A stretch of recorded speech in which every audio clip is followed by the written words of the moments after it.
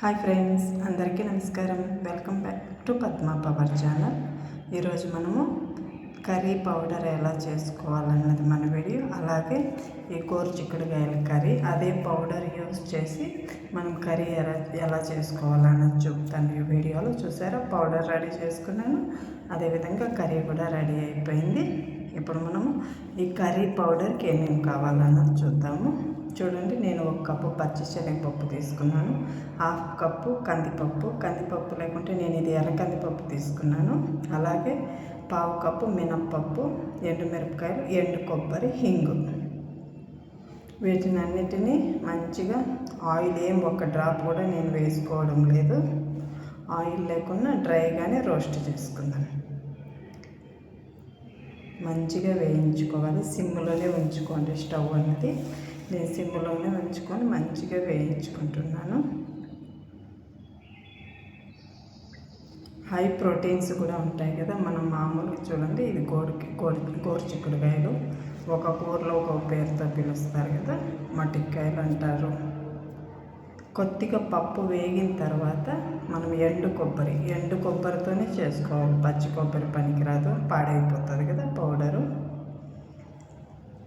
ఎండు కొబ్బరి వేసి కొద్దిగా వేగిన తర్వాత మనం ఎండుమిరపకాయలు వేసుకుందాము.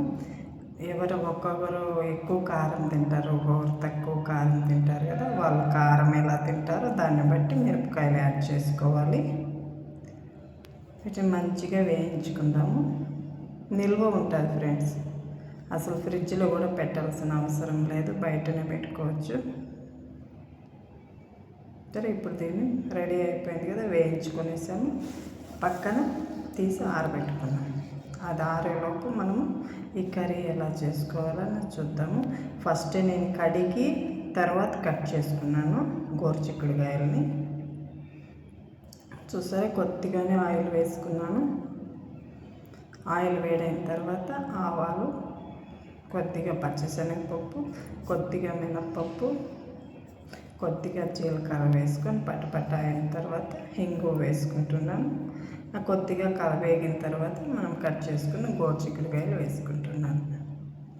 అసలు వాటర్ అన్నది ఒక డ్రాప్ కూడా వేసుకోకుండా కర్రీ చేస్తున్నాను. గోరుచిక్కుడుకాయలు కూడా చాలా మంచిది ఆరోగ్యానికి. మన నరాలు అవంతా కూడా పెయిన్స్ ఉంటాయి కదా కొంతమందికి, నరాలు ఇలా అలాంటి వాటికంతా కూడా చాలా మంచిది. కొద్దిగా ఉప్పు వేసుకున్నాను, కొద్దిగా పసుపు వేసుకున్నాను. ఒకేసారి సరిపడినంత ఉప్పు వేసుకునేసాను.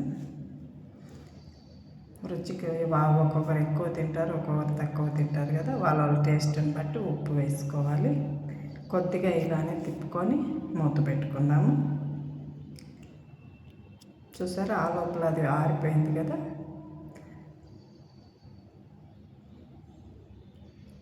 మనం ఉప్పు వేసాం కదా, ఉప్పులోనే కొద్దిగా నీళ్ళు వస్తాయి కదా, ఆ నీళ్ళతోనే ఉడికిపోతుంది. మనం నీళ్ళు అనేది ఒక డ్రాప్ కూడా వేసుకోవాల్సిన అవసరం లేదు. మాకు అర్జెంట్ ఉంది, మేము వెయిట్ చేయలేమన్నా నీళ్ళు వేసుకొని హైలో పెట్టి చేసుకోవచ్చు.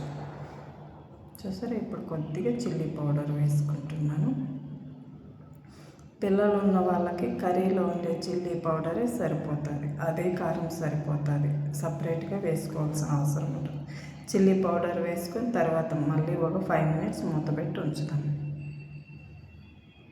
సరే, కలర్ కూడా మారిపోయాయి కదా, మంచిగా ఉడికిపోయాయి. ఎక్కడ స్కిప్ చేయకుండా చూడండి ఫ్రెండ్స్, చాలా టేస్ట్గా ఉంటుంది. అంతే ఈజీగా కూడా చేసుకోవచ్చు, తొందరగా కూడా అయిపోతుంది. చూసారా, నేను అది పౌడర్ చేసుకునేసాను.